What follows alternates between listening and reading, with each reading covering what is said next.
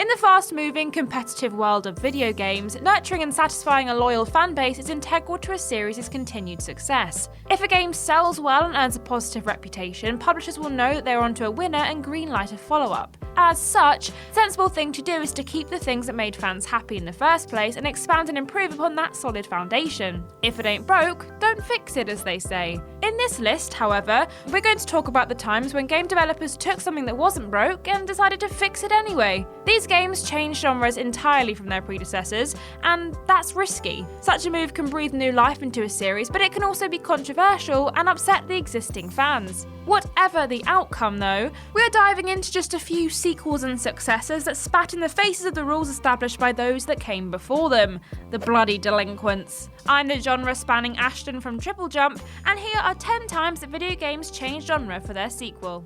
Number 10, Red Dead Redemption. Though they might look similar at a glance, Red Dead Redemption's ancestor Red Dead Revolver was a very different game to the now massive Wild West adventure series. A third-person shooter with arcadey elements, such as boss fights and even a time attack, Red Dead Revolver was a much more linear experience than the later games in the franchise. Interestingly, it was originally due to be published by Capcom before Rockstar got involved, which might go some way to explain its arcadey feel. The game was a moderate success, and someone at Rockstar obviously had a thing for rolling prairies, rugged ranches and boggy bayous, as the franchise was kept alive and Red Dead Redemption was unleashed upon the masses. The follow-up was an instant success and eclipsed its predecessor in terms of both fame and reception. But what changed? Well, Red Dead Redemption added a huge open world, a morality system, and that essential Western staple, horseback gunfights. Of course, the next game in the series expanded on this approach even further, bringing gamers the most authentic Western experience possible without actually donning some chaps and riding around Monument Valley. That's good, because an Xbox and a copy of Red Dead 2 is a lot cheaper than a flight to the Arizona-Utah state line. Believe me,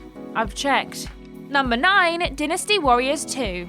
The stack of mass combat crowd-fighting games that Dynasty Warriors sits atop is so intertwined with the series that many simply refer to the entire genre as Dynasty Warriors. Basically, if you're playing a game and the protagonist is slicing through hordes of ineffectual bad guys on big open battlefields, whilst facing off against occasional enemy heroes, the chances are that you're playing a Dynasty Warriors game, or something directly inspired by them at least. It may surprise you to learn then that the original Dynasty Warriors was a one-on-one fighting game more akin to Tekken or Soul Calibur. It's quite the departure, and if you were going back through the series expecting all of them to be similar, you might be disappointed to find yourself competing with a measly one opponent rather than 1,000 or so. Dynasty Warriors is definitely the birth of the franchise, but in its native Japan, the first game is actually not considered to be part of the series. This became clear a few years ago when creators Koi celebrated the 20th anniversary of Dynasty Warriors, 20 years after the release of what we in the West know as Dynasty Warriors 2. What a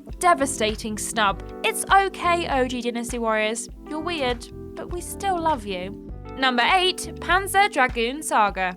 Of the 3 Panzer Dragoon games, released on the Sega Saturn, 2 were on-rails shoot-em-ups, in which the player was invited to straddle their dragon and ride through a strange and unique world, blasting predatory lifeforms and Imperial airships as they went. This enabled the developers to squeeze all of the graphics and spectacle they could out of the console and create a spectacular dragon-based thrill ride for gamers. However, when it came to the 3rd game in the series, the decision was made to try something new. Panzer Dragoon Saga let the player stray from the predetermined routes of the previous titles and shifted the experience from a shoot-em-up to RPG. Turn-based battles and random encounters were the order of the day, as well as a long and detailed story for enthusiasts to sink their pointy dragoon teeth into. Interestingly, 4 years later, in 2002, the unexpected next game in the series went back to its on-rails roots with Panzer Dragoon Orta, which used the extra oomph that the original Xbox could provide to bring the shoot-em-up spectacle back with even more visual flair. Here's hoping we eventually get another game in the RPG style though. It was better than it had any right to be. Number 7, Fallout 3. Back in 1997, Interplay and Black Isle Studios brought us Fallout, an RPG set in a grim post-apocalyptic world in which players could live out their Mad Max fantasies in 2D top-down glory. Mad Max Beyond Thunderdome, that is, not the other Mad Max films. There aren't many cars in Fallout. Anyway, the Fallout games joined the likes of Baldur's Gate, Icewind Dale, and Planescape Torment as part of a swathe of Interplay published top-down RPGs that delighted PC gamers of the era. Black Isle did start working on Fallout 3, but Interplay went bankrupt and closed the studio before they could finish their sacred task. As you surely already know, it was Bethesda who picked up the license and took advantage of the march of technology to give us a sequel that shook things up a little. Fallout 3 was released in 2008. It stayed loyal to the originals in many ways, keeping the original 50s art style and music, the special system, and continuing with the established canon. However, the game was now an FPS action RPG hybrid set in a wide open world. Nowadays, the likes of Wasteland 3, Pillars of Eternity, and Baldur's Gate 3 are testaments to the fact that games in the older style can still work. But Fallout 3 shows that modernising beloved franchises is no bad thing either. So we can all agree, right? Both approaches have their merits, there's no need to fall out over it. Number 6, Mario vs Donkey Kong 2, March of the Minis.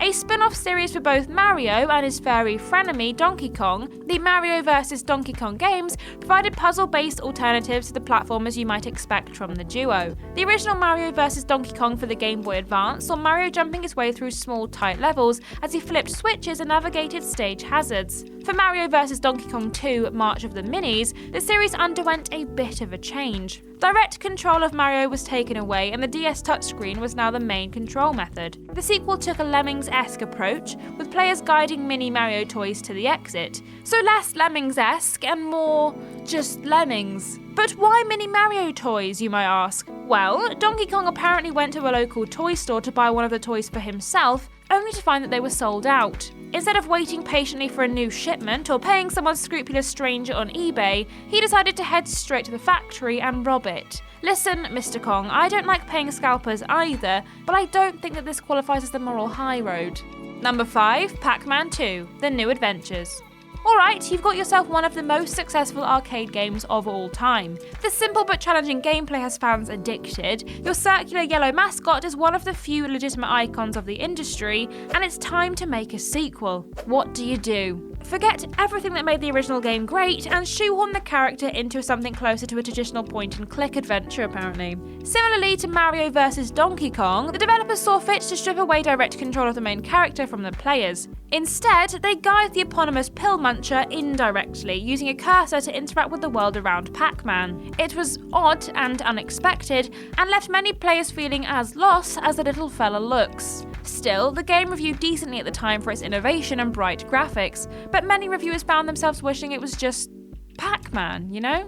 We here at TripleJump always applaud a bit of risky innovation though, and this one worked out better than most. So well done, Pac-Man. Now get back into the maze where you belong. Number 4, Kid Icarus Uprising. Before Kid Icarus Uprising, the Kid Icarus series consisted of 2 games, both of which were classic 2D platformers. The first game was released for the NES way back in 1986, and the second title was released for the Game Boy in 1991. Both of the games reviewed well, but failed to shift the kinds of numbers Nintendo were hoping for. The Greek mythology-based series went on a 21-year hiatus after that. This is one of the largest gaps between sequels ever, and if a distinguished and respected YouTube channel were to do a list on such gaps between sequels, you'd definitely find it on there.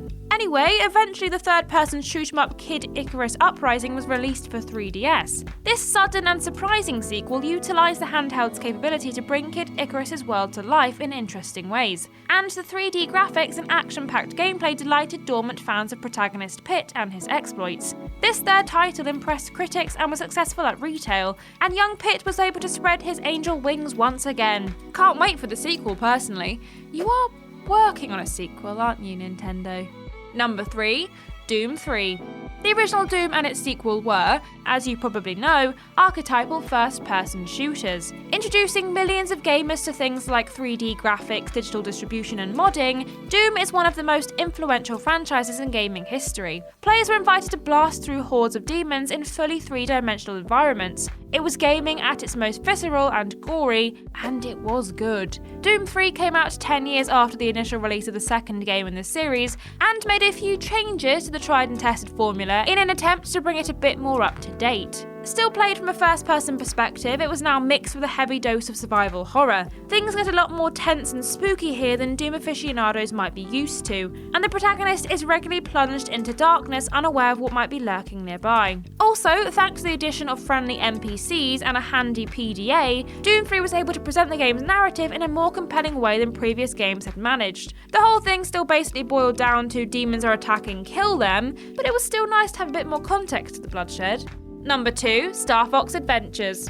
With Star Fox Adventures in 2002, Nintendo finally did what most people would do if they found a small woodland creature in the cockpit of an interstellar craft. Get it the heck out of there! Following on from Star Fox 64, Star Fox Adventures saw the famous fox and his squad of elite animal friends grounded as they explored environments on foot, fighting off space dinosaurs and trying to figure out what series antagonist Andros is up to this time. Mostly eschewing the on-rails gameplay of the previous games, Star Fox Adventures plays more like an entry in the Legend of Zelda series. Fox McCloud explores a large map, solves puzzles to progress, and defeats enemies with a big stick. The game didn't completely forget its dignified ancestry though, as there are some on-rails ship-based sections during which Fox zips from level to level in his R-Wing. These only make up a tiny percentage of the game, however, the fans who were hoping for another space battles with critters extravaganza had to be patient until 2005's Star Fox Assault. Now that's a long time to wait between barrel rolls.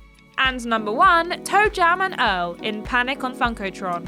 It feels strange to call the original Toe Jam and Earl a roguelike because the release of the game predated the term by a couple of years. The game Rogue, however, predated Toe Jam and Earl by a good 11 years, and both games do the whole procedurally generated thing, so here we are. Whilst most roguelikes tend to go down a Dungeons & Dragons inspired cave exploring monster slaying route, Toe Jam and Earl opted for a story about two funky aliens who have crash landed on Earth and are looking for the scattered bits of their spaceship. The game is certainly unique, with procedurally generated maps hanging in a void and some very exaggerated depictions of Earthlings standing in for rogues, hobgoblins and centaurs and the like. The sequel, Toe Jam and Earl in Panic on the Funkotron, changed things drastically. The isometric view was ditched for a 2D side-on approach, and the roguelike gameplay was replaced with additional platforming. The story concerns the duo having accidentally brought some of those troublesome Earthlings back to their home planet of Funkotron, and it's up to Big Boy Earl and Tentacle Man Toe Jam